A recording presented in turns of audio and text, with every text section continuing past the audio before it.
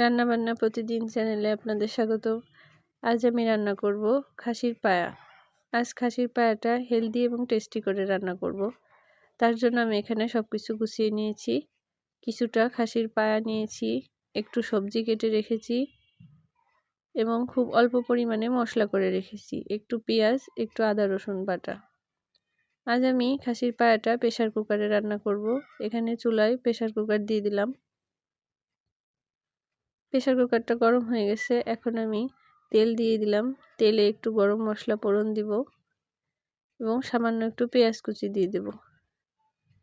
খাসির পায়াটা আজ আমি হেলদি এবং টেস্টি করে রান্না করব। তার জন্য খুব অল্প পরিমাণ মশলা ব্যবহার করব।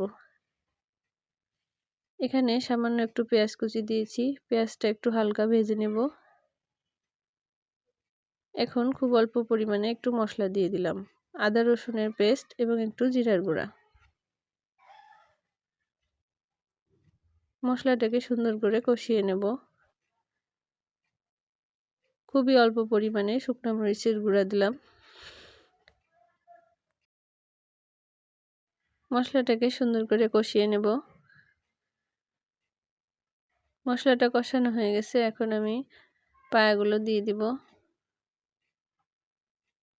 আজ আমি যেভাবে খাসির মাংস রান্না করব, এতে অনেক পুষ্টি উপাদান যোগ হবে এবং খেতেও খুব সুস্বাদু লাগবে। খাসির পায়াটা দিয়ে অনেক সময় ধরে কষাতে হবে।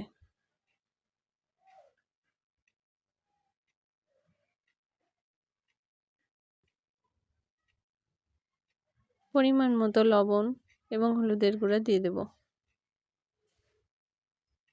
এখন আমি লো হিটে খাসির পায়াটা সুন্দর করে কষিয়ে নেব।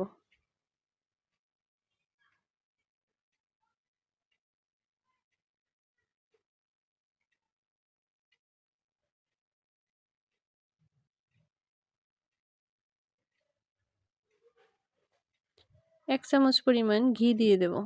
এতে টেস্টটা অনেক ভালো হবে এবং পুষ্টি গুণাগুণও বাড়বে।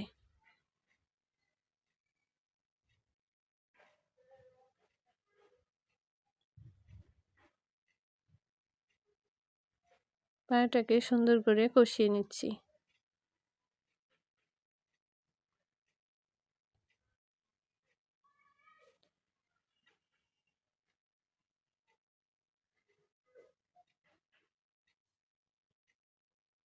খাসির পায়াটা সুন্দর করে কষিয়ে নিচ্ছি।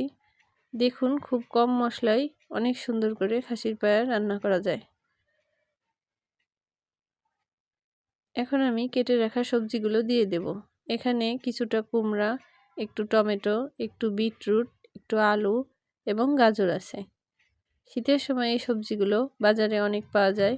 তখন আপনারা এইভাবে খাসির পায়া রান্না করবেন, তাহলে খুব উপকারীও হবে এবং খেতেও টেস্টি লাগবে। সবজিটা দিয়ে এখন আমি কিছু সময় কষিয়ে নেব।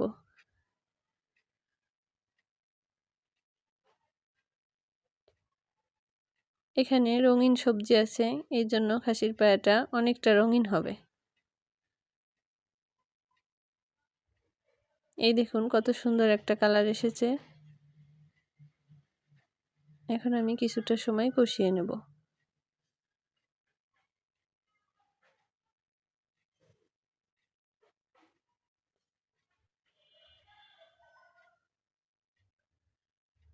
এখন পরিমাণ মতো জল দিয়ে দিব।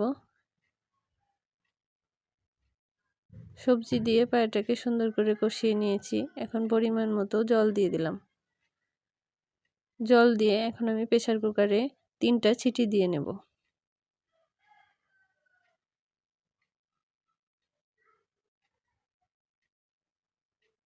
প্রেসার কুকারে জালটা মিডিয়াম আঁচে রাখবো। এই যে 3টা সিটি দিয়ে নিয়েছি।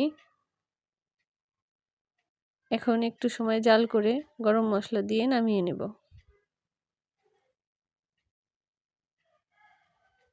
ঝোলটাকে গাঢ় করার জন্য কিছুটা সময় জাল করে নেব।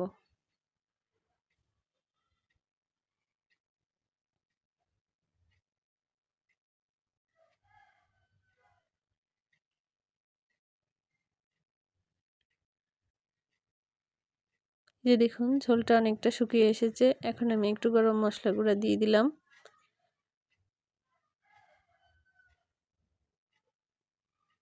টেস্টি এবং হেলদি খাসির পায়া রান্না হয়ে এসেছে। এইভাবে খাসির পায়া রান্না করলে অনেকটা হেলদিও হবে এবং টেস্টিও হবে। এই দেখুন সবজি দিয়ে খাসির পায়া রান্না করা হয়ে গেছে।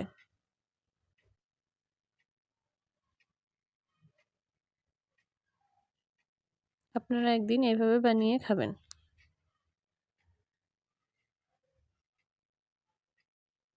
হেলদি এবং টেস্টি খাসির পায়া।